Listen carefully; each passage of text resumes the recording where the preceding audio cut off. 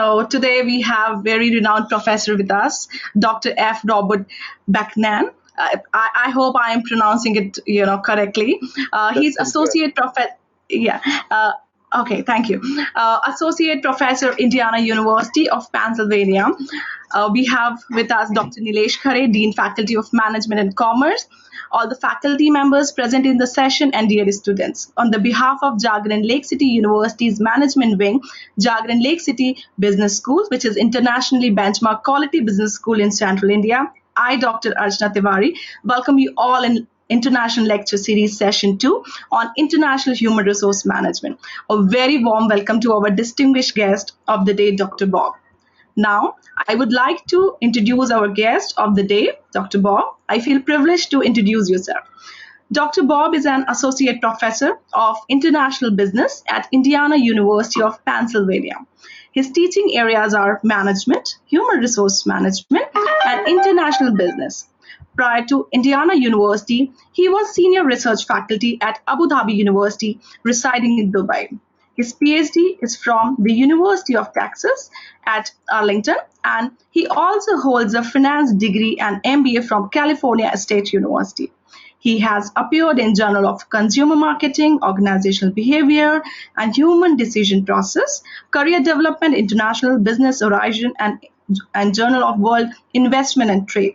His area of active research are in sustainability, global competitiveness, gender diversity, and higher education. Special areas of current publication work are topics in emerging markets. His teaching interests are primarily in international HR and management, and he has traveled to teach in Palestine, India, France, Vietnam, Thailand, and UAE with both master's and doctoral level students. Dr. Bob, I would like to invite you to share thoughts on international human resource management with our budding leaders. Over to you, Dr. Bob. Dr. Tiwari and Dr. Curry, it's such a pleasure to be with you today. This is a spectacular opportunity to come to India the easy way on GoToMeeting, and I'm so honored that all of you are out there participating from your locations in this pandemic time. And I'm talking today about international human resource management. And I teach at a school named PES in Bangalore, and we have a double diploma program over there. And I go over there and teach master's students. And also, I teach this subject also in Palestine at Ramallah. And we have a affiliation with the Arab American University of Palestine.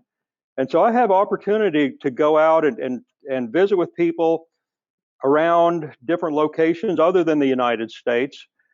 As you know, a lot of our theories that we teach come from basically Western theory, basically coming from the United States. And so as we get out and look around, we find that there's different approaches that people take. But overall, we've got some general trends. And so my program today is involved in I want to talk about some international and general HR topics today. And so I want to cover some things about careers and some of these things you've seen before. I understand we have a lot of graduate students and some undergraduates.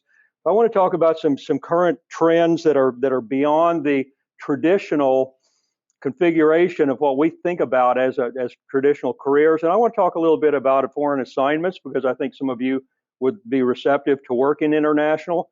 And then we'd talk a little bit about some of these concepts about employer branding. So what we're talking about on current careers, called the Protean career.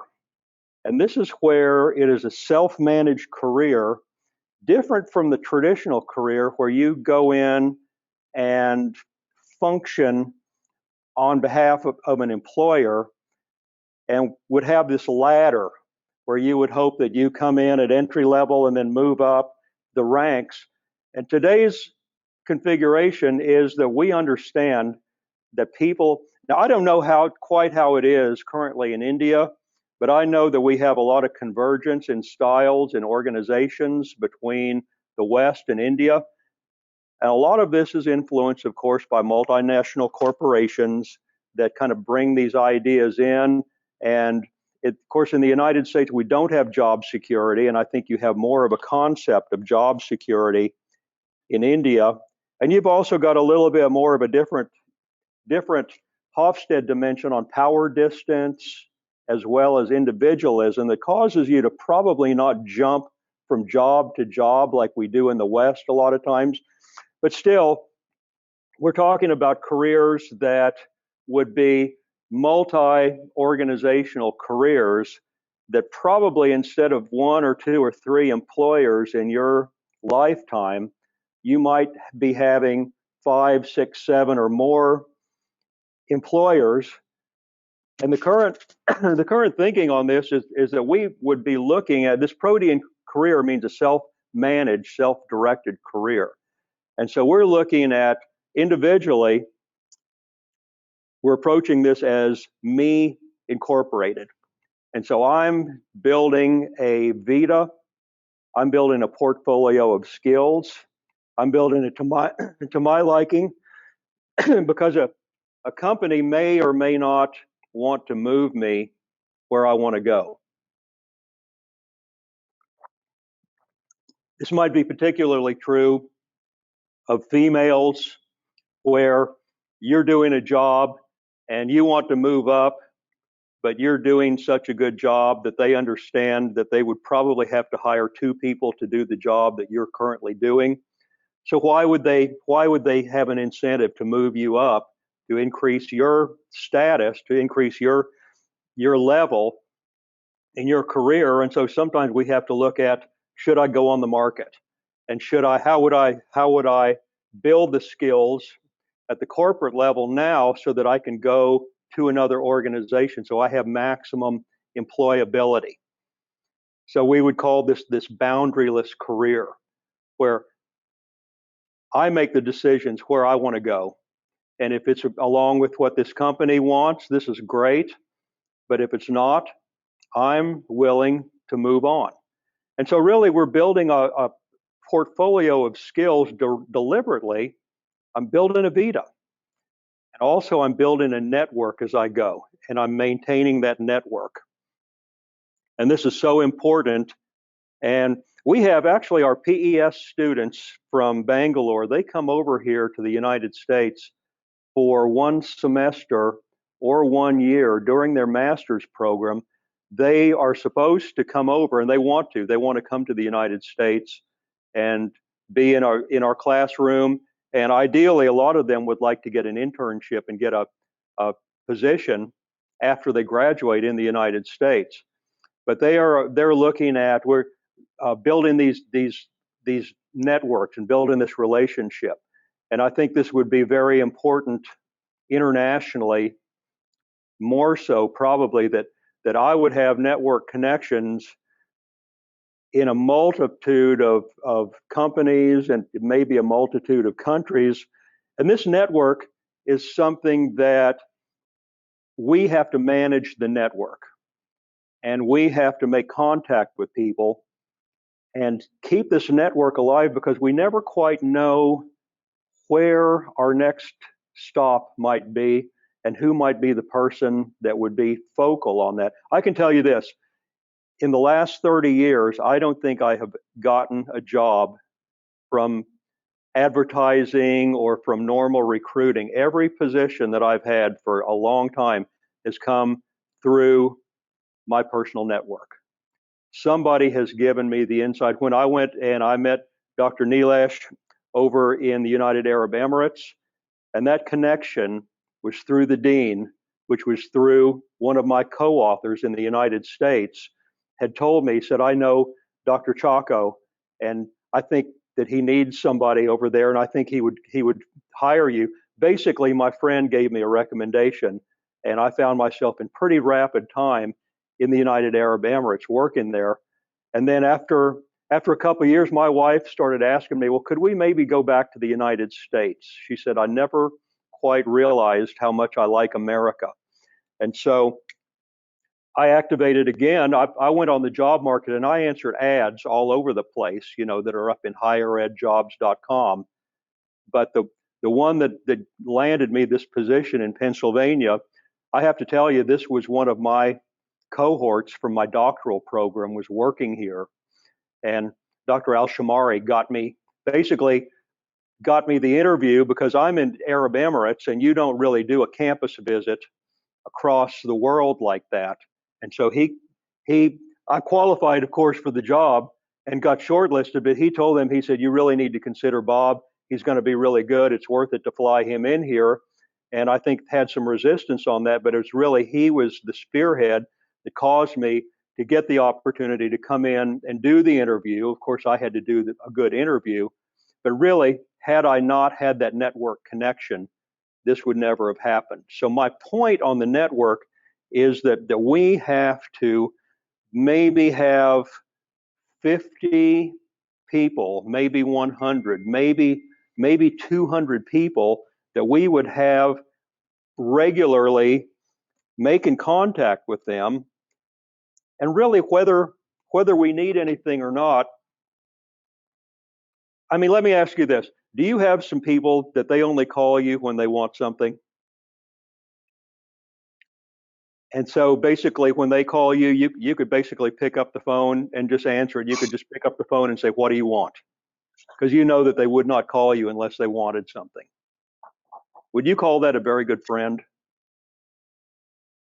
The network where I only contact somebody when I want something, I've got no credibility there with these people. And so this is the effort part of this network, is that I call these people, I pop them an email maybe once a year, maybe once every 2 years, but just somebody out of the blue. I've got these people that just comes up in my list just to check on them. So I say, Sam, how are you?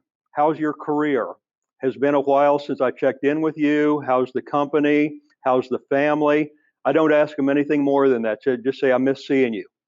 And so when they receive that and they see that here's Bob, he's just checking on me. And they're like, oh, that's really nice. They may or may not even respond, but they see this and they've got this feeling like, this is nice. Bob really cares about me. Now, later time, if I need something and I email Sam, say, Sam, I'm looking for a position. Could you help me find somebody that might be interested in the following? Is Sam likely to help me on that? And the answer is, oh yeah. This is the power of a good solid network. And so I've got at least 50 to 100 people that I do this. But we're continuously building and maintaining these relationships, and the understanding that we're probably moving to different positions, different organizations as we need to. So a career is really a multitude of activities that we're doing in our lifetime, and this career management is where we are creating the strategy. And this is where you're at right now as a recent graduate, is you really have to map this out and hopefully not rely on some organization to take you where you think you want to go. Worst case scenario is I graduate and I don't exactly know what I want to be when I grow up, but I'm thinking, well, I'll join a company, I'll do a really good job, they'll notice it, they'll appreciate it, they'll move me up. This is really a recipe to go on a plateau and never really go anywhere, because these companies, they merge, they purge, they change top management. All that work I did, it ends up, well, I get outsourced, I get downsized, basically I get removed because I never had a deliberate plan of where I want to go. What if this company is not doing what I want? So we need to, especially at this stage of your career, think about where it is that you want to go. And sometimes we would be following like the steady state here, where we're building, this is the ladder. And this is the traditional style that we're going on kind of like a linear climbing this ladder. But then the spiral, and this is what I'm talking about, is that as we change, and then we have different needs and aspirations. Like let's say that I'm in healthcare. I'm a healthcare professional, but really my interest is a little bit more on the management side, maybe I'm interested in the insurance side. And so I get some experience in healthcare, but then I go into this area where we're working with the health insurance companies. And then after a while, I get an opportunity that the hospital could use somebody that has this healthcare professional work on the actual operation on the floor, and then also has this insurance experience. Now I've got a rather unique resume. I've got a unique portfolio of skills. And then as I decide, well, I would be receptive to moving into management with this healthcare organization. And so we're kind of really this goes into the transitory style where maybe they're unrelated positions, but it makes sense to me because these are my interests, and I'm developing these skills deliberately so that I can leverage my way into something else. And so this is where you're sitting now and you're thinking, what is my ultimate goal? Where would I like to be? Would I ultimately like to be self-employed? Would I like to own a small company? Would I like to own a big company? If I want to own a large company, should I probably go out now and get some corporate experience so that I understand how people do this in a big multinational, in a big state-owned enterprise, big family-owned enterprise, whatever that might be. So now I will get this. I'll get this corporate experience now, but that's not really what I want because I want to know how to go out on my own. So when I get this portfolio of skills, at that point, then I make this decision. Shall I start small? Shall I put together an investor group and start this organization that I've got in mind?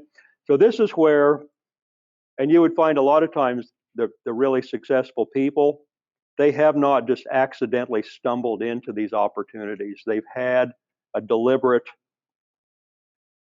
route that they have been following. And that's really where we're at today in our relationship. And we're talking here, this is Denise Rousseau, 1991. She wrote a lot about the psychological contract. The old psychological contract is you give me job security and I'll show up every day and I'll work for you. And so I'll have this mutual loyalty.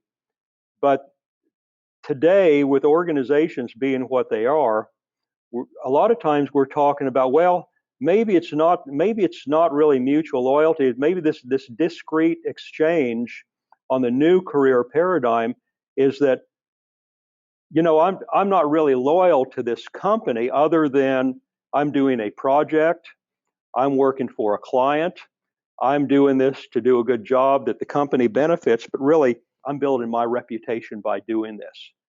So this discrete exchange, here again, I'm like a consultant. I'm in the company, but I'm working as a consultant because I'm here to be on a team and to do the best I can to achieve these goals. But ultimately, I may not be staying here forever.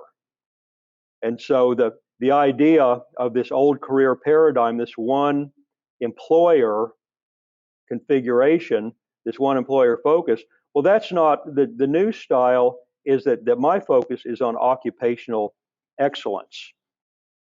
The company benefits if I do a great job, but really my skills, I'm doing this for my portfolio. So I am marketable, I'm employable by having achieved this level of skills. So really we're doing a lot the same thing that the company would like me to do. It's just that my motivation is different on this. And then we have this idea of this empowerment idea that we have this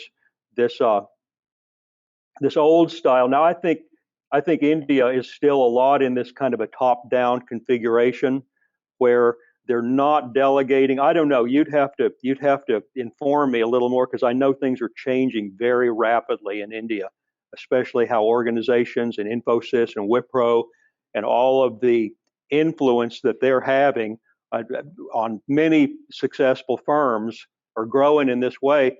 But the new kind of a paradigm, instead of being strictly a hierarchical top down, is this organizational empowerment where we are hiring smart graduates from a place like JLU and people that know how to work in a self-managed team.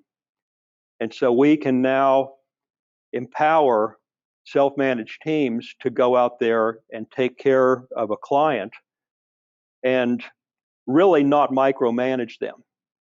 We trust them. They've been given a deadline, they've been given a budget, they're given a client, they're given a deliverable, and then management stands back and says, basically, we know what you're doing, so please go out there and make these decisions every day, respond to this client every day, take care of their needs. And so we're moving this power down, and this is really the trend in the West. And I think multinationals are influencing this in a lot of other places, is that now we're willing to delegate a lot of this authority to the team. And the team, when I'm on a team, I might be a leader sometimes. I might be a content expert. I might be doing research. I need to, as a team member, I need to be able to function in any capacity that team needs effectively. So I'm not going to be having power struggles with people. If I'm the leader, I can lead because I've got that capability. But if someone else is more, for whatever reason, more appropriate, I fulfill my function. And so basically, in this self-managed, and this is what we're training you for at JLU on these contemporary organizations, is where we can delegate this power and empower individuals. Now, does that make you more valuable to the organization? Yes. We can't find people like that. They're rare. That's why we would pay you more money. And that's why also you have more mobility in your career, because if you need to go somewhere else, you've got this network, these clients. They know that you can deliver. They know that you can be trusted. And so these are all essential elements to your personal portfolio of skills. And really, it's your responsibility to build and maintain these, to maintain your own personal integrity. And then the last part of this is that the old career paradigm is that our allegiance to a corporation is probably changing. And this sounds kind of cold and cruel in a way, but instead of being loyal to the corporation, I'm loyal to the project. My allegiance, my loyalty is to seeing that whatever this project is, maybe it's a pretty long-term project, maybe it's a 1-month project, but my loyalty is to see to it that project gets completed. And then, of course, in the self-managed team environment, we will continue, or we will reconfigure. We will be assigned to another client. We will be reconfigured in a different group structure with different people.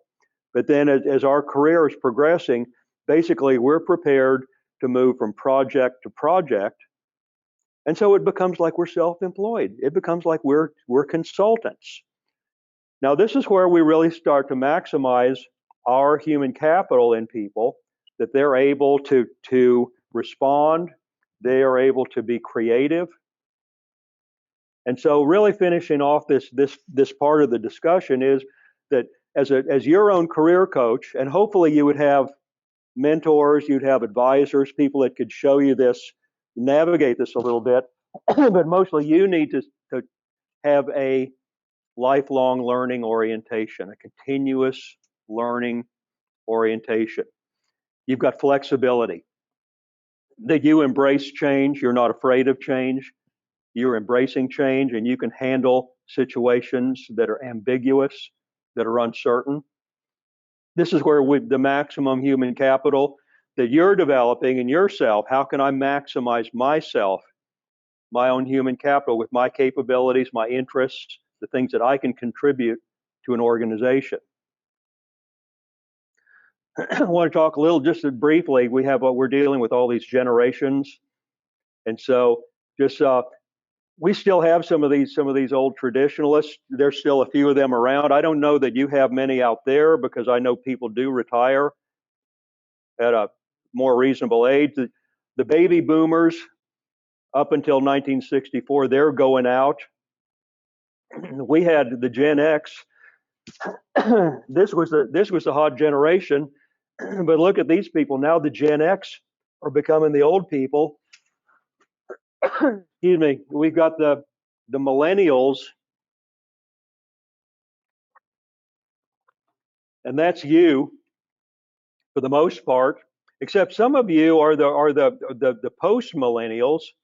And so any of our more recent people in the job market that were millennials, and so we had all these special needs and expectations of these millennials. You know, the millennials came in and we had to accommodate them, and they wanted to have recognition, and they wanted to have relationships, and they didn't want to work, they wanted quality of life, and so they were a problem. But then now so we accommodated this new generation, but now you millennials are old people now. Get ready for it. Each generation, we're the hot new generation. But then comes along another generation, and they are getting all the attention. So now we are accommodating this. We call it this Generation Z. These are the post millennials. These are basically these are digital natives. And so we have people coming in. They have not been taught how to use technology. They were born with it. They were raised with it.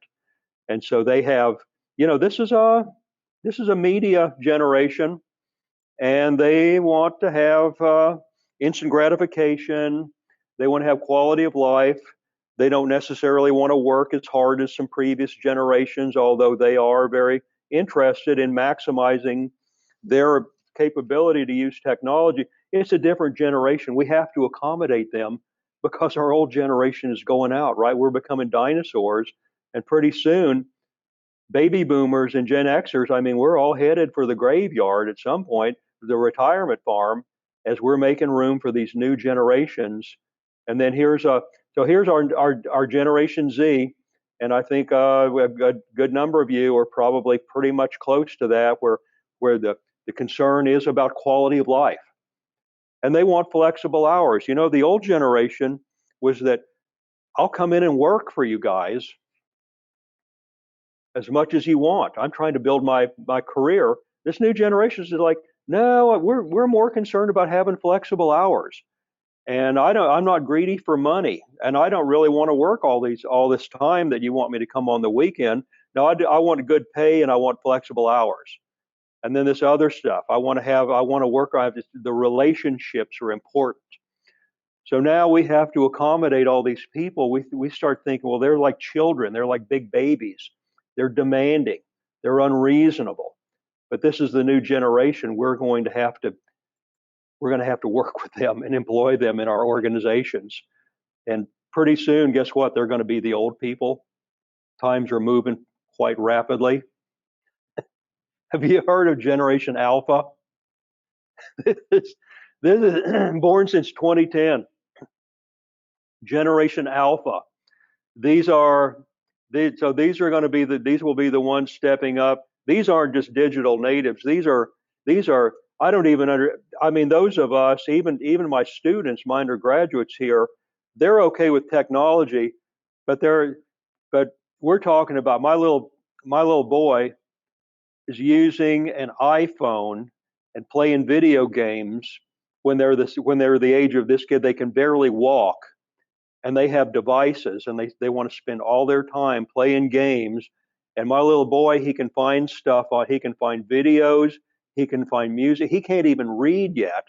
I don't even know how he finds this stuff, but I give him an iPhone, and he can go in there and he can find stuff. He can go in there and he can buy things when he's not supposed to even have access to where he can make purchases.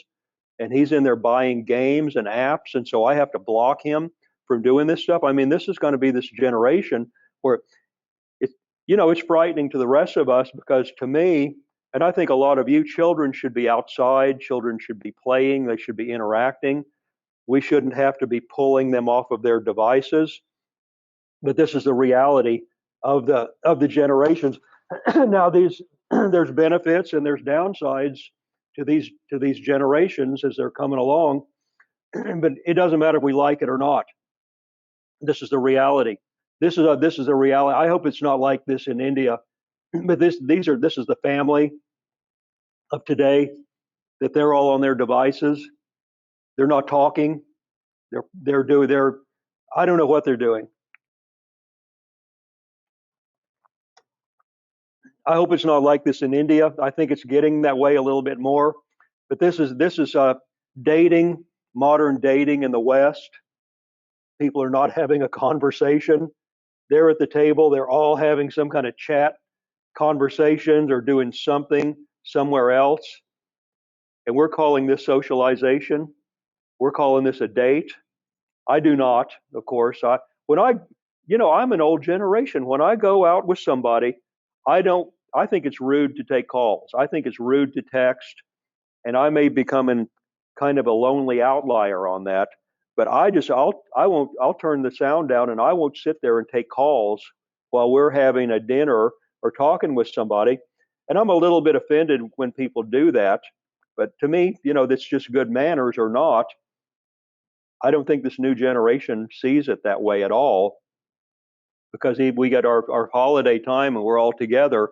And it kind of embarrasses me to go out and see families sitting around in a restaurant and they're all on their devices. And then I look at my table and I'm the only one at my table with my family who's not on a device. So I tell the kids, could you please put that down for a while? Okay, we're going to eat right now.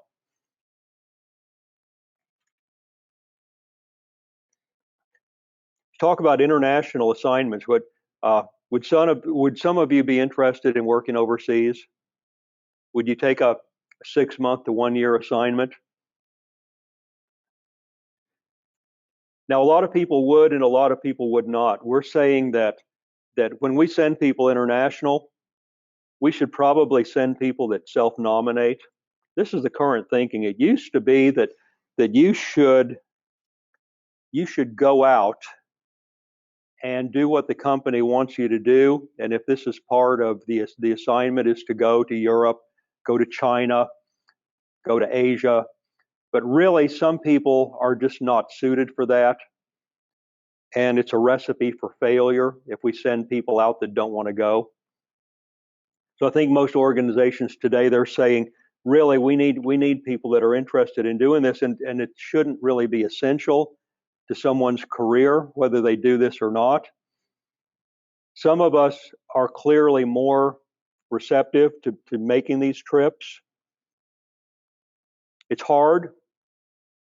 If we were in a room today together, I'd ask for some comments about what people go through. But we've got these stages that you go through, and it's hard when you travel. Any of you that have gone outside the country, when you get out there, a lot of times you want to come back home.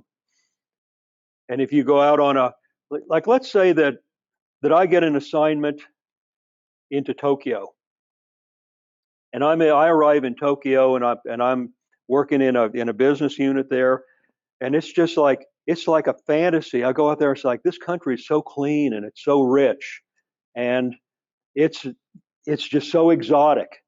It's such a fabulous place. But then I get it, and so I'm really excited to be there. But then as I get into my work group over there, like let's say that I've been sent over there to be a manager, which is a big mistake, to send people over to manage a group of locals, because the locals will be hostile. Why are you here? Why did they not hire one of us to take this job? And so we get over there as a manager, and the people are all smiling and nice, but basically they hate you. And they're smiling, but they are not going to do anything really to help you. And so you get in there and you realize, well, the deadlines are not being met, even though everybody says that they want to do this and that they're going to do this. But you find out this is not happening. And really, I'm about to get in big trouble on my job assignment here, because my effectiveness is at a very low point. And so when we get overseas, and this will happen in ways that we could never predict how it will happen, but it's almost always some kind of an issues that come up that basically we hit the wall with this, and our only choice is either to work through this or to go back home in defeat. And so we start to reconsider, okay, this is not effective, and I've got to somehow I have to find a way to navigate this. What do I need to do to work effectively with these people? And it could be any one of a number of things. Maybe I have to go drinking with them. Maybe I have to go play golf with them. Maybe I have to start socializing with them more. Maybe I have to be more of a big boss, autocratic leader because that's what they expect. Maybe I need to delegate more. We don't know how to train somebody to do this, but you have to find a way to do this. And then little by little, we're experimenting and we're finding ways of working with people and getting some alliances and getting people to buy in so that we're effectively working with people. And I think a lot of you that have been overseas have been through this kind of experience. I know Dr. Nilesh, he's a pro at doing international assignments. And you go through this, it's exhausting and it's terrifying. And nobody can really tell you how to make this happen. And so you're experimenting with these things until you start getting really good at this. And you start becoming effective and you start to like it. People are starting to like you. And that's just about the time that your 2-year contract is finished, and then your contract is over, and then you're going to go home. And so this is kind of the cycle. Now this is a decision point as we get better at doing these things. We have to make some decisions. Do I want to stay over here and do this? Do I need to join a different organization in order to have that happen? Because if they send me home now, I've developed this portfolio of skills. Does that translate anywhere with these skills that I've acquired? Hopefully we would work for a multinational that values that experience that we've gotten. But I'll tell you a little bit more later about how that plays out. A lot of times organizations don't really have a place to put us after we come back home. Now the reason that we go overseas, let's be honest, do we do it for the money? Yeah. Typically we'll be compensated pretty well, and that's why expats are expensive to the company. I don't think I have a highlighter here that I can use, but on the left we're talking about what it's going to cost for housing and taxes and everything in our home country, and then when we travel, these solid colored pieces here in the third column are the additional costs that are required to send an expat out or to have people on these contracts. We're going to have there's a good chance that housing would be expensive if we're in some big market someplace. When you're going as a worker, you want to negotiate this stuff, right? Before you go, you want to understand what's the housing, what's the package, what's the housing package. When I went to Arab Emirates, I didn't know about the package. I mean, I knew the package, it looked good, but I had no local experience. And after I got there, I found out that the package was not that good. And so if we go back over there, and my wife, believe it or not, she's receptive to going back to Dubai. But next time there are a very few list of employers that I would join, and I know exactly what I want the package to look like. The housing package would have to put us in better housing than what we had last time. As good as it wasn't that great. The kids' education, I mean, this is if the cost of goods and services is higher, and so in the U.S. we have public schools, we don't really have to pay a lot to educate our kids K through 12, but over there it's all private schools, and we had an education package, but it was very marginal as to whether it was really. Next time I would want a better education package. Now these are the things that you negotiate for. Really what we want when we go out on assignment like this is we would like these housing allowance and living allowance to cover our cost of living so that our salary can go in the bank. So basically we could bank our pay packet. So when we come home, we would have more money. I mean, can you imagine saving up $100,000 per year, putting $100,000 per year in the bank when you're living in your home country. That's not going to happen. But when you go on one of these assignments, you come home after a 2-year contract, you've got a lot of money in the bank because you were able to set this aside. This is the motives really for people doing this. And we know that everybody in Dubai is making more money there than what they made in their home country, or else they would not be there. You need to know about the tax structure. A lot of times, some emerging market country, they will charge expats some high tax rate on income tax or some other kind of taxes because they know that the company can afford it. And so you just have to make sure it's understood that if taxes are higher on my income when I go out there, who's going to pay it? The company has to pay that excess. So this is why expats are expensive. The company basically has to pay the excess on everything in order to make it viable for that worker to be out there. This would have fit my housing allowance in Dubai. Dr. Nilesh will immediately recognize this. This is JLT, Jumeirah Lakes Towers. They're on fake lakes. Every building in Dubai is an architectural masterpiece. There's not just 10 or 20 of buildings like this. There are literally hundreds of buildings in Dubai that are this spectacular. And my housing allowance would have put me in this apartment. I think it was on about the 30th floor. My wife was afraid that our little boy might go out the window and fall down out of there, so we didn't get in that high rise. But this is a kind of housing as an expat going out. We don't want to live in a corrugated tin shack someplace, right? Which understood, we want to have housing that's pretty good. And Dr. Nilesh will recall this was our friend Jack and Susan. They had kind of the ultimate expat housing because they were on the Dubai Marina. This is their apartment was more like a house, and it was up high. They had floor-to-ceiling windows in every room, and it looked out over the Dubai Marina. Incidentally, Jack and Susan, they're back home now. They're back in Iowa finally, but they had a good long run over there. They're looking out over at the Palm, Jumeirah. They're looking out. They had an awesome view out of their apartment.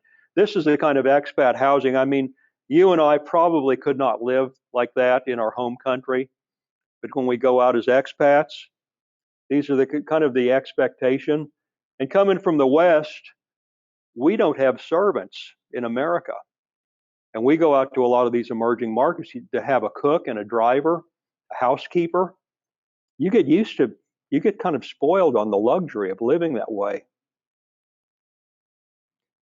Now, as we're preparing people to go out, and I hope companies in India do a better job than what we do in United States, but to prepare somebody realistically and prepare their entire family for going out on this assignment and supporting them, mentoring them, communicating with them. A lot of times we send people out and they just have to fend for themselves a lot of times and their families. Obviously, when we send a family out, probably the worker is there for their job, but the spouse probably can't work.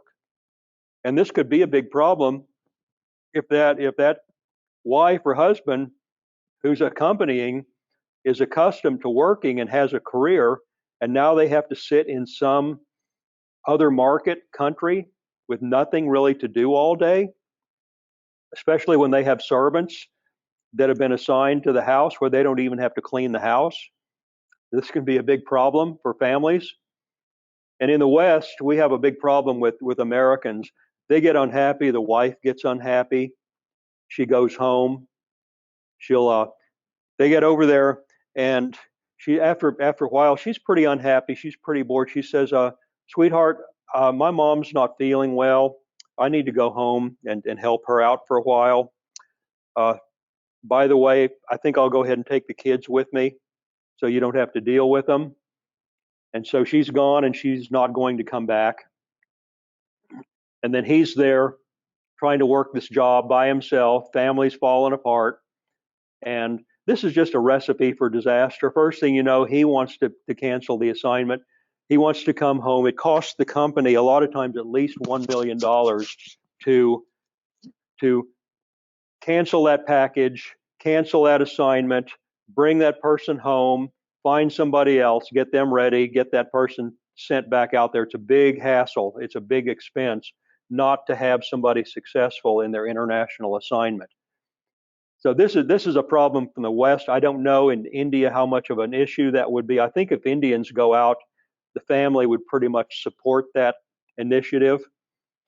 But we have these issues also when they return, and this is what we talk about. We talk about reverse culture shock. Is there a culture shock when you come back home? Those of you who have gone out and studied or worked, and you come back home, is there a culture shock when you come back home again? And I'm sure there is. I know in the United States, things move so fast. You come home and you don't really recognize the culture. And you come back home and you think, I never really noticed that in the US, people are not very relaxed. They work all the time. They don't work in order to live. They live to work. That's their life, is to work. Or probably I could well imagine you come back home to India, you've been gone for a while, and you've kind of forgotten what is it like where people don't observe the traffic signals. They don't stop for stoplight. In America, every little stop sign, people stop and they wait for each other to pass by. And you come back from India and say, God, I'd forgotten how chaotic, how crowded, how dirty, how just basically the pace and the crowding. It's like, God, I don't know if I want to stay here after going through all this. And so this is I'll talk a little bit of just briefly, and I think you're familiar with all of these. This is our traditional configuration. We have the expats that we send out, and then we have the host country. Like let's say that your organization in India, you are establishing business in California, and so you would send some people from India out to California, which is obviously going to be really expensive. But you want to have your expats out there to represent your company and make it be successful. But as soon as possible, you want to hire the host country nationals. And a lot of times the trend is we want host country, we want the nationals, we want the locals to man this operation and to handle this operation as much as possible because of the cost and just because of the other workers will recognize the local language, the local culture, the way to motivate the locals. The third country nationals would be where you bring somebody from another country in. A lot of times Indians are third country nationals because we've got an operation in Europe, but we will bring people from a third country, which India would be the third country, that you're coming in obviously smart, technical, not being paid that huge exorbitant amount of money, so we would bring people from a third country. And then we have this Inpatriates. You may not have heard of this quite so much. The Inpatriate is where we would actually bring people from the host country. We would bring them home. Like let's say that you've got your Indian company and you send expats out to California, and you're trying to use the Californian people out there as host country nationals, but the Inpatriate would be, would you ever bring people from California, bring them back to your home corporation in India and have them work in India?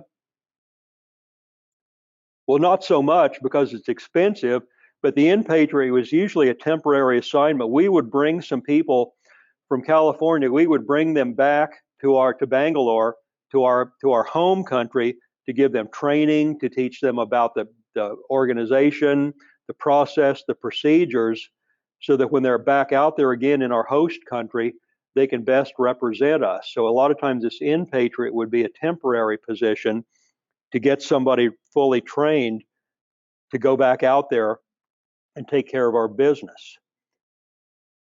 Now, there's a lot of different additional configurations that have come up in recent years, but I wanted to just mention we got these transpatriates. Well, I should have mentioned that what we call expats.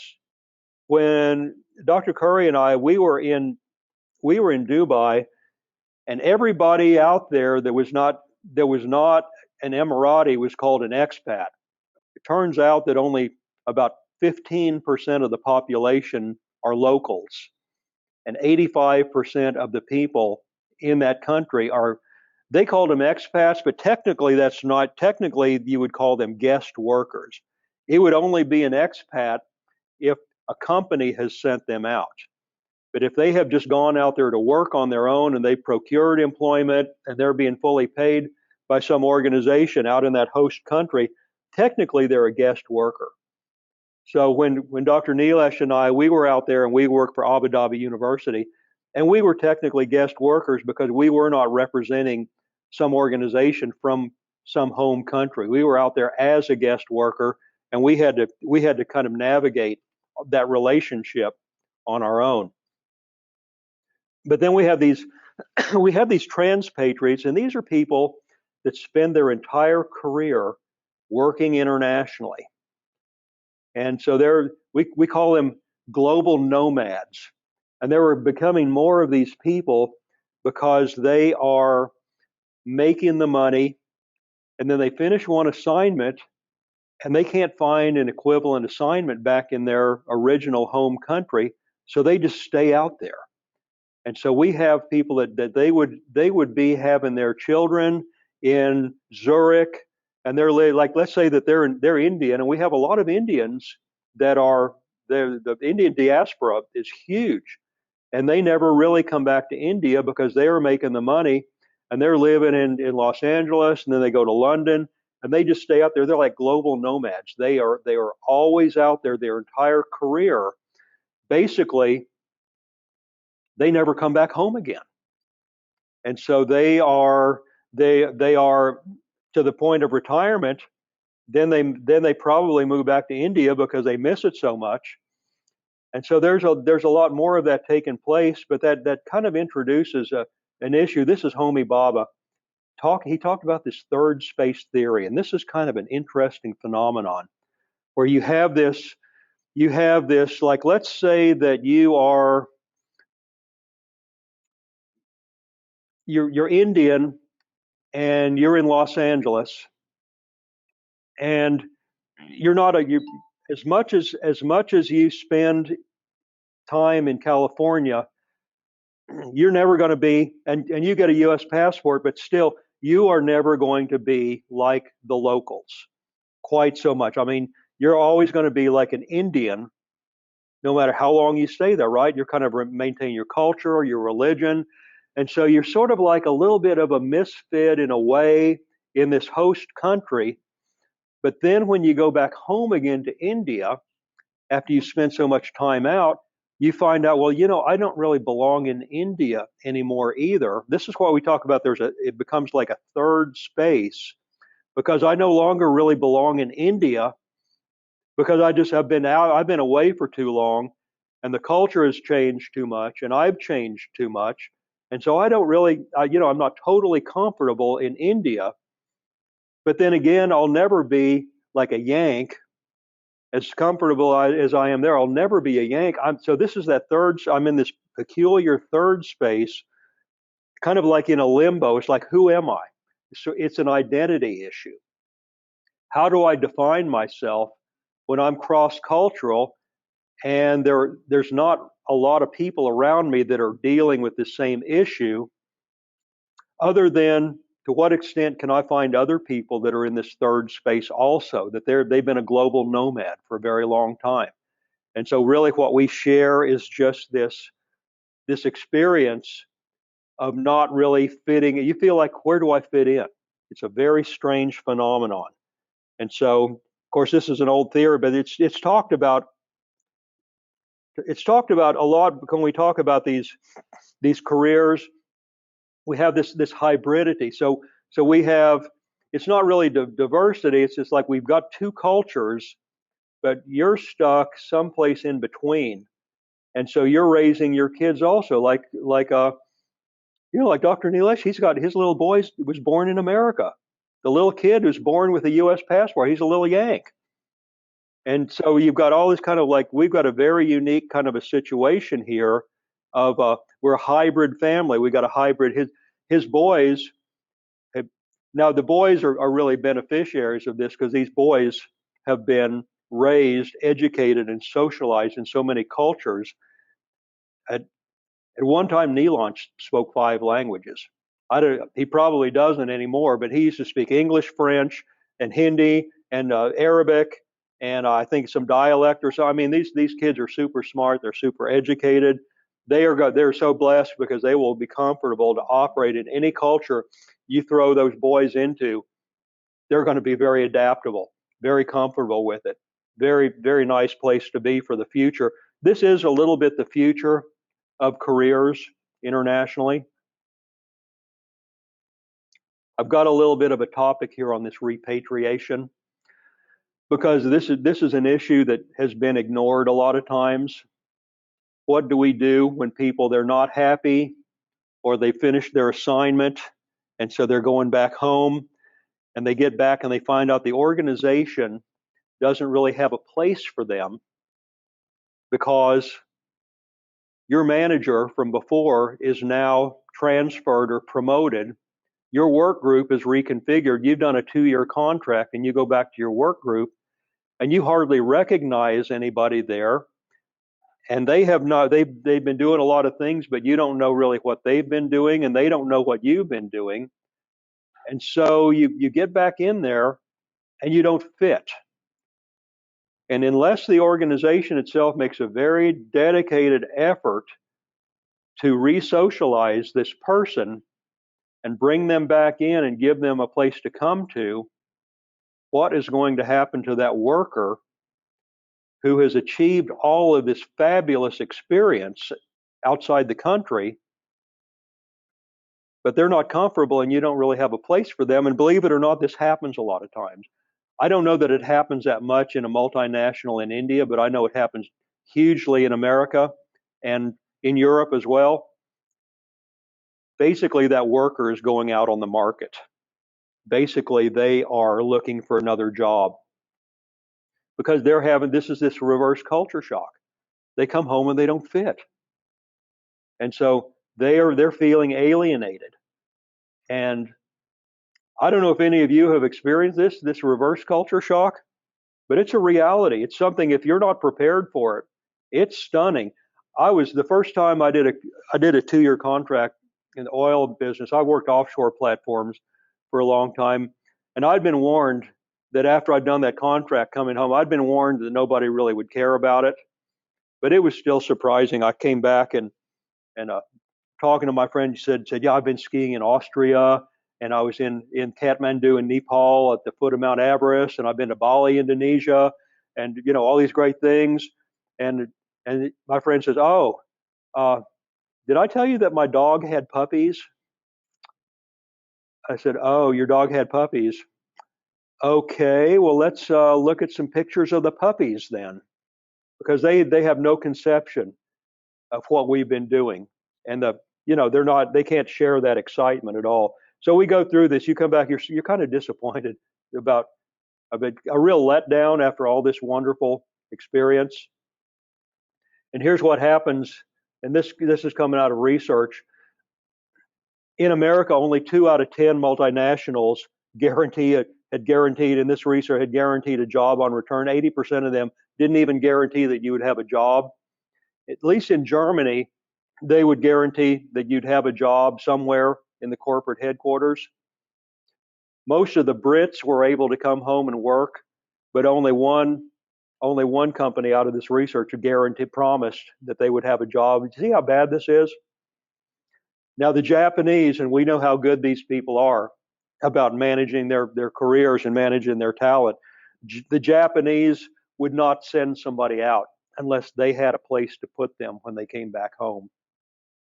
And that's why they're always successful. I mean, they know how to do this right, because when you don't manage these people right, very few of them will take the international assignment, and then those that do, you end up losing a very valuable worker when they come home, and that person has human capital. They can take that on the job market. When I came home from that 2-year contract that time, and my company in Houston, they had completely lost track of me. They had domestic and international were two different worlds. And the domestic people, I came back to the US and I said, where do you want me to go? And they said, well, we don't know. And I just felt like there was just no communication. And I had all these skills. Guess what I did within a matter of months? I was in Canada.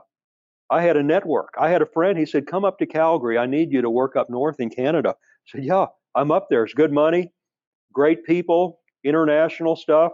I love being outside the country. And so off I went doing this. And so I stayed international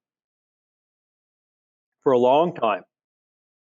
And so we find that these people that come back, if they're not managed, they're 3 times more likely to leave during the first year. And they do have this portfolio of skills, and they're a little bit spoiled because the compensation package has been pretty rich.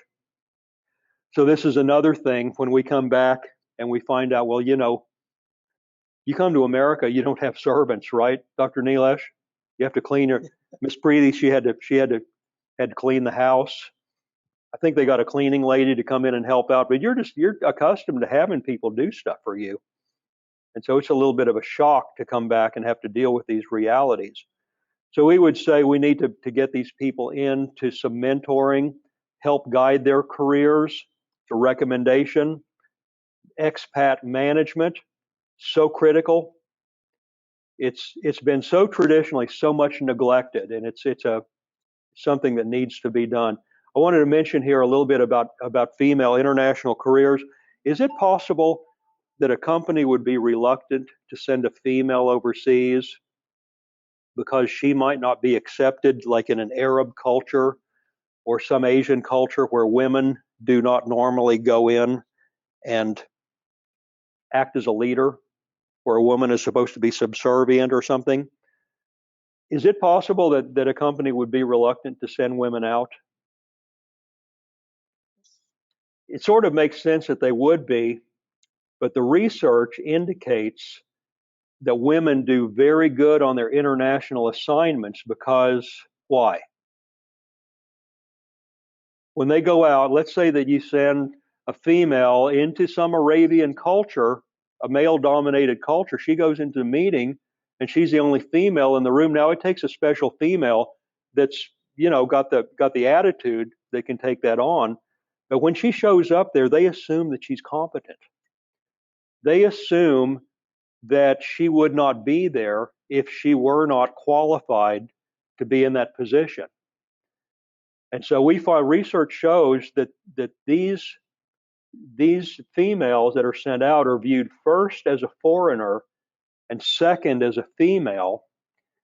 And if it's more of a novelty that a female would be in there, that gives her a little bit of an opportunity to communicate. And they're looking at her like, oh, this is interesting. Let's listen to what she has to say. And so the research shows that companies should not have a reluctance to send females out on these assignments. And that with few exceptions, they perform extremely well when they go out on these assignments.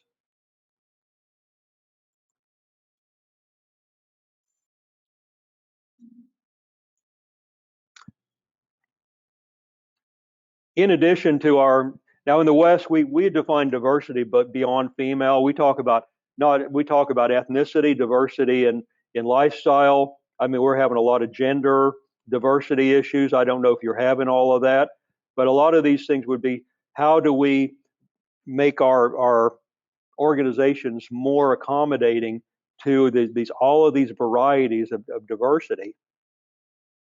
And the ways that I'm just going to touch on this. I think those of you that have been through business program, you know that these are the way that we redesign our organizations so that we can accommodate all of these. We have older people, we have people with different family situations. We have moms that are highly educated.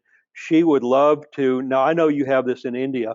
Female goes out to have some children, wants to raise them for at least the first few years, but then is anxious to get back in the workplace.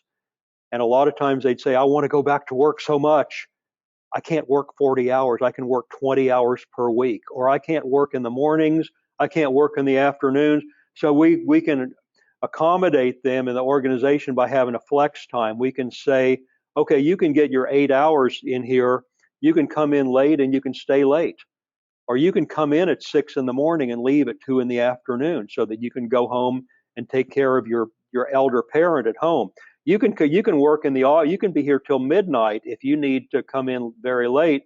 The only thing it costs us here is just extra lighting and heat and air system to have a longer span during the day. So a lot of organizations were doing this flex time.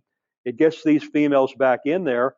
And also, if we're in different countries, we're touching different time zones, which is beneficial for communication to other countries.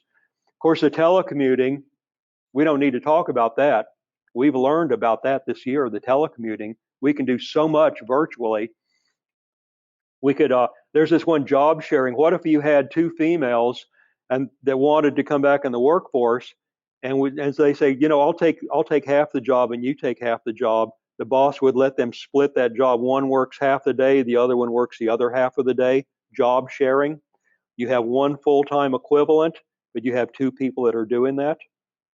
There are times when that works. So we have to be a little bit innovative. Childcare. Do we need to have childcare arrangements at the office where we could have some of that taking place? We find that if we get more diversity, we get better quality of decisions. And so we like this kind of a we talk about this homogeneity. We have all males. They're going to make a fast decision, but the quality of decision will be better if we have diversity of thought. So that's an entire area. We're not going there today. If you have a lot of diversity, it takes longer to make a decision because we do have people presenting different viewpoints. So if you need a fast decisions, maybe you want to delegate that to one person and let that person make that decision. If we want a really good quality decision, this diversity will take a longer time, but it will make a better quality of decision. And ultimately, we have probably talk a little later time here about organizational engagement. I want to touch on a couple more interesting topics here about employer branding. Talk about creating a strong culture, a strong organizational culture, where, and probably an Infosys or a Wipro, they probably got this kind of a culture where you're an employer of choice. People want to work for you. People are self-selecting into your organization. And so we end up having like a brand. And this has been a trend in recent years. Could we create an HR brand where people recognize the quality of this organization and they want to be there? And so we are using our web page recruiting to feed into this. This is the brand. Everybody would love to work for Google. Google has that brand recognition, right? And we know how nice the work environment is. We know how competitive. We know it's a hard environment. You've got to be smart, super smart to be there. But this would be an employer of choice. We know from the Middle East and the airline business and Emirates Airlines, they've got this employer brand, the brand. It's the quality, the professionalism, this relentless pursuit of excellence, the pride that comes with working for an organization like that. And so HR would be tasked with helping to create that brand and that brand awareness. And so we would create this identity through this brand. And this is coming from, now HR is involved in this. All the decisions are coming from top management. I mean, the quality of an organization like Emirates, this is coming from top management. We can't come into a bad organization like some kind of Jet Airways or somebody that doesn't give good customer service. I can't come in there and say, we're going to make this a better kind of a culture to work for. But if they built it from the top down, then HR can come in and say, okay, this is the brand, this is the identity. So now this is how we articulate this in the marketplace. And this is how we market these jobs. And this is how we recruit. This is how we present ourselves on our web-based recruiting. And so we're doing things that highlight this is what is about the culture and the reputation. And then we're getting people that are giving testimonial comments about, yeah, that's what it's like to work for this company. And you'll see this when you're looking for jobs and you've got an organization where you're going in every day looking for jobs, and you go right into their careers page, 2 or 3 clicks in, and you're into the jobs. And then it's presenting, they're highlighting and showcasing the excitement and all the positive aspects that are there of working for such a great organization. So this is very much a trend of not only beyond building the great culture, but then how do we sustain this culture through our HR initiatives so that we are trying to get people to self-select in here based on their excitement about this brand. And so when we have people like this, when we have this kind of a brand, the people come in and their identity, they're crystal clear on what is their identity with this organization. They're excited to be here. When you fly on Emirates, and you can just tell the pride of these people, they have been socialized to believe that we work for the best airline in the world. We're the front presentation of the greatest airline in the world, and there's no limit to what these people will do from a customer service standpoint to make sure you're happy. I don't know any of you who have flown on Emirates, you know it's a very distinctive experience, and they've got great airplanes, but isn't it mostly about the people and about the pride? And so different than when you fly American Airlines or United Airlines. There's no pride, right? There's no professionalism. There's no really identity. So when we have this strong culture, and then we want to bring people in, we call it person organization fit, PO fit. We want people that fit this organization. And so our recruiting is all about how do we find that match. We want motivated people. We want people with a high level of excitement. We want people that want to serve humanity and serve our customers. So now we're looking for people in our recruiting process that are a match. And so first of all, they self-select in through our recruiting based on seeing what they see about this excitement of working for this company. And then through our interview process and our selection process, we're looking for the people that have these attributes. So now when they come in, we can socialize them and we can retain them because it's been a very good fit. So the self-selection side of this is pretty important, that we would get people to self-select into this process. Even to the extent this elitism, say, I'm proud to be here. And I'm going to go in here in just a second on employee engagement. I'm proud of this company. I'm proud to be here. I'm proud to serve here. I've got this sense when I was traveling one night on Emirates, and I always like to talk. I've got this one of my publications. It's about customer service in the United States. Really, it's about airline customer service, and mostly it was horror stories I collected, mostly about American Airlines and United Airlines. And I'm getting ready to write another one of these. But I was asking this air hostess on Emirates. I said, now, Etihad Airlines is actually the official airline of the United Arab Emirates, and it is Etihad. It's a lot newer company, and they've been growing and they've been developing and they're doing a great job.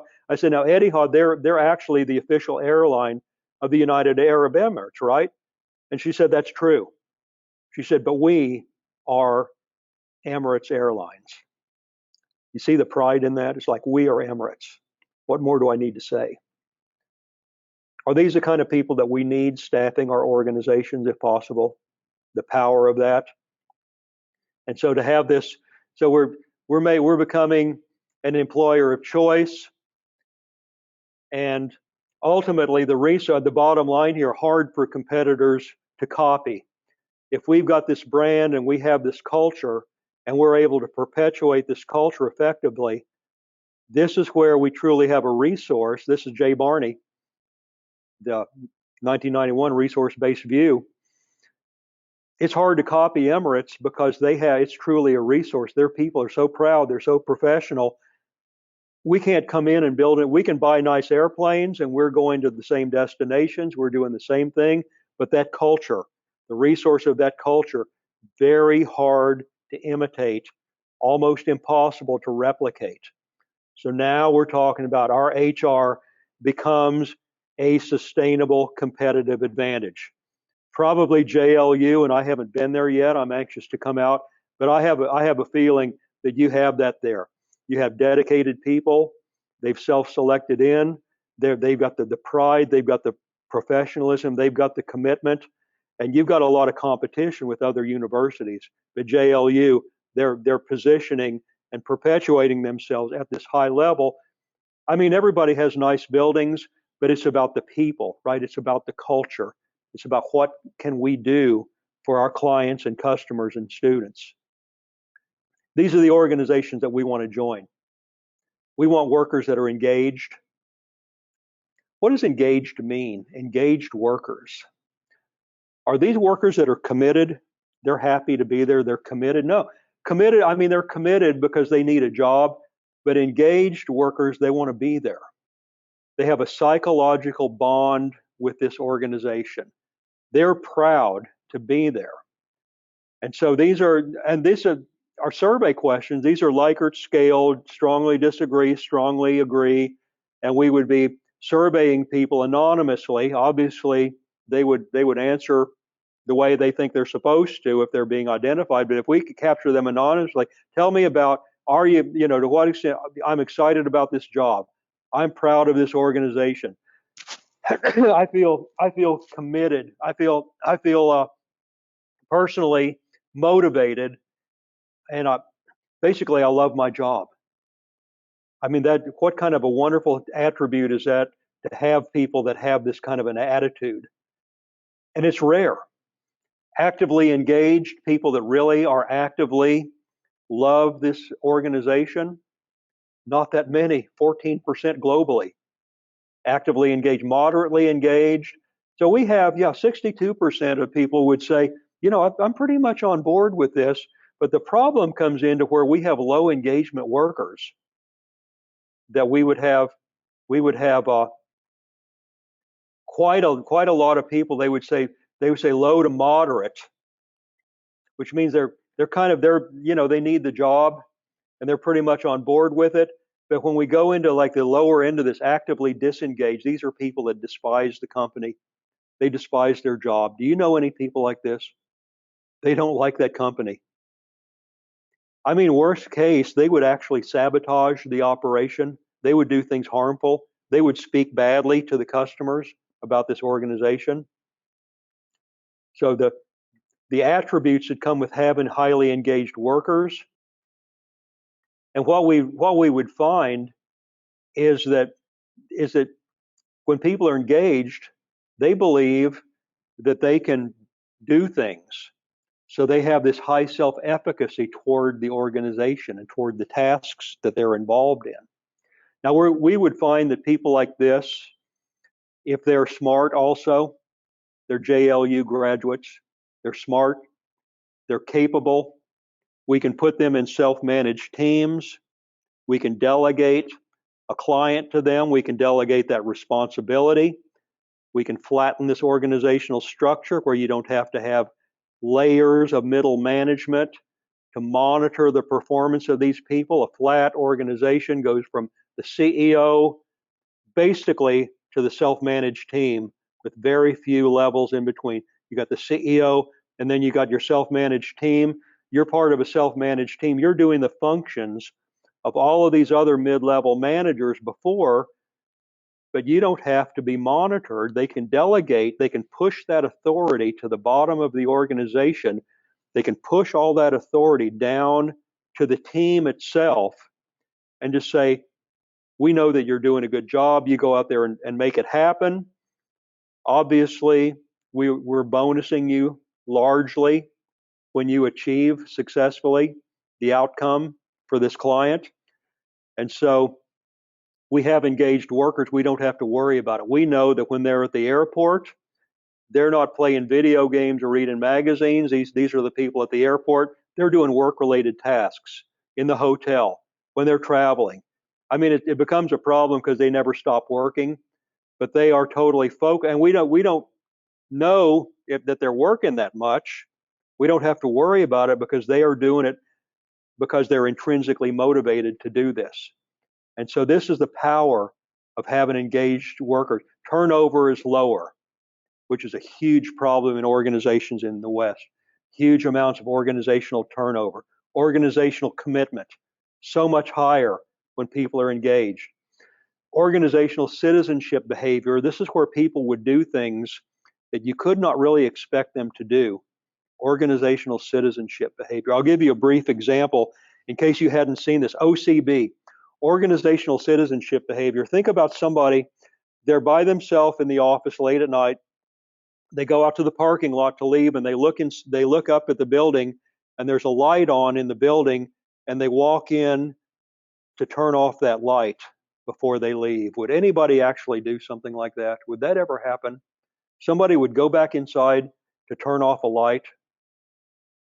You could never expect that to happen, but you know it does happen.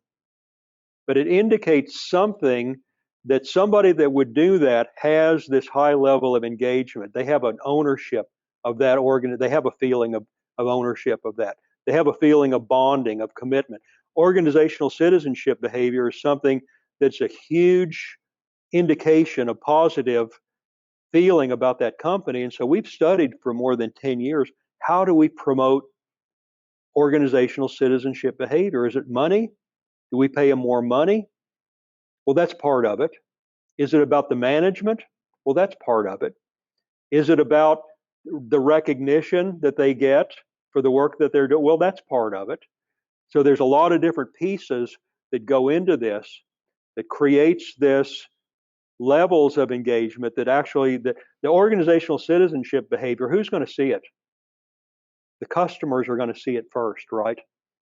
When you get good customer service or bad customer service, it's about how engaged was that worker? How much did they really care about their job, their personal pride, personal professionalism, their engagement toward that organization? And so the customers are going to see it. Of course, it's reflective, this engagement, very reflective in sales, operational efficiency, definitely so. Turnover and absenteeism, those people want to be there. They have no desire to be anyplace else. Is that awesome when you can have a workforce like that? These are the cutting edge organizations in any country in the world that are able to promote these levels of engagement. And usually it's having people like JLU graduates that are highly capable, and then the culture that would promote all of these initiatives. And so these are the kind of things, some survey questions. I'm going to wrap this up here in just a minute. Let's see if there's anything else here that I wanted to touch on. We got this de-jobbing. Let me touch on this briefly, and then we'll close this out here in just a second. This de-jobbing at the top of this, we're talking about getting rid of formal job descriptions. We're talking about hiring people based on their competency rather than a certain knowledge, skills, and abilities. The second line from the bottom, KSAs, knowledge, skills, and abilities. These go into some job descriptions, but as we get rid of the actual job descriptions, we start looking at people. We're not talking about the job description like what is the task that we're hiring you to do, because that job will probably change in the next few years, and the job that we hired you to do may no longer exist. So now how do we recruit people? Well, now we recruit them for competencies. So now in our recruiting process, we're looking for people that have decision-making capabilities. they have communication skills. So they have this broad array of competencies that they bring to the table that would apply to a variety of different jobs and really apply to their progression in their career. So this is more of the trend now, that we're looking for people that have these competencies that they can how can they articulate, like their team building skills and their team building capabilities, their willingness to work in a team environment. This is more important than the actual task itself that they're engaged in. You know, we are at the end of our session at this time, and I think I should probably turn this over to Dr. Tiwari and Dr. Curry, and also thank you so much for being here today. And if there's any comments or anything at this time, can I turn this back over?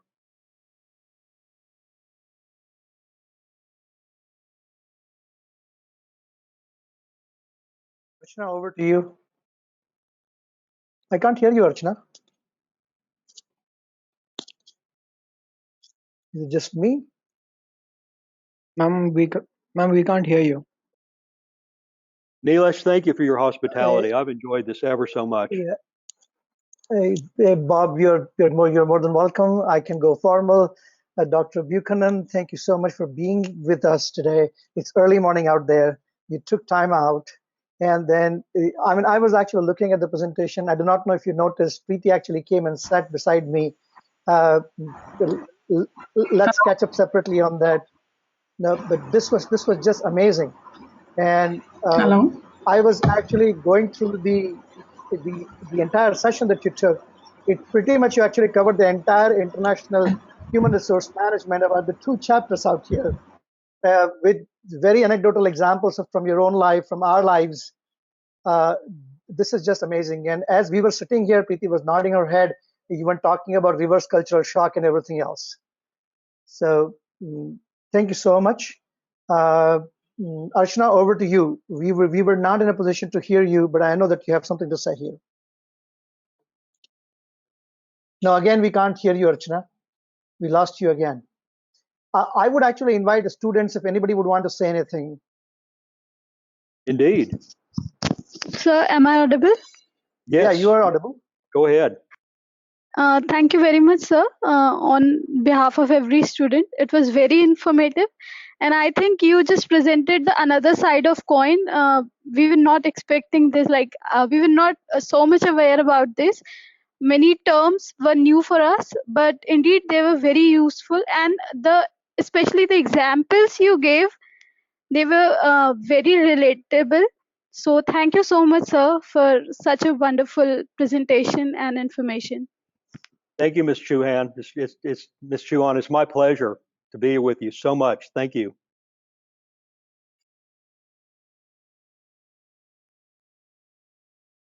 Yeah, Archana, I think you logged in again, right, from the another link. But Archana, same, we can't hear you. I think it's your login that's creating problem. Maybe you just want to log out and log in again. So just log out from both and just log in. Maybe that would work. And if it doesn't work, don't worry about it. You have done a wonderful job. Bob, I do not know what you have for the day. We might wait for Archana to come back. Yes. Thank you so much. I can't thank you enough for taking this time out, enlightening our students with your personal experiences. Everybody out here who actually took time out and joined us, I know that you have had a long day today, and that you are still here at the end of the day, an extended day for you. So thank you so much. And I believe you took away something important. I have had a privilege to spend a lot of time with Dr. Bob. We Hello. did Dubai, Abu Dhabi several times. Oh, yes. And we were also close neighbors. I still remember we call our days, Bob. I look forward to coming out to JLU. Absolutely, me That's too. my next destination, to be with you out there. Any day. Hello, am I audible now? Be my guest. Yes, Archana, you're audible. Yeah, thank you so much, Dr. Bob. Yes. I'm sure your thoughts and guidance about career compensation, international HR will help them in their professional life. Yes. Thank you so much. Thank you, Dr. Nilesh Khare too. So if you allow, if students are having any question, they can ask. Indeed. Yes, okay. We can take about 3 questions. Bob, I do not know. I mean, how long? Yeah, how long do you have? Unlimited amount of time until your next presenter is up. I'm just here to stay with you. I'm so excited to be here Oh, that's today. really great. Thank you. So over to you, students. If you have any question, please. No, I don't want to step on Can your I add time on here? because we have already consumed your time. Yeah,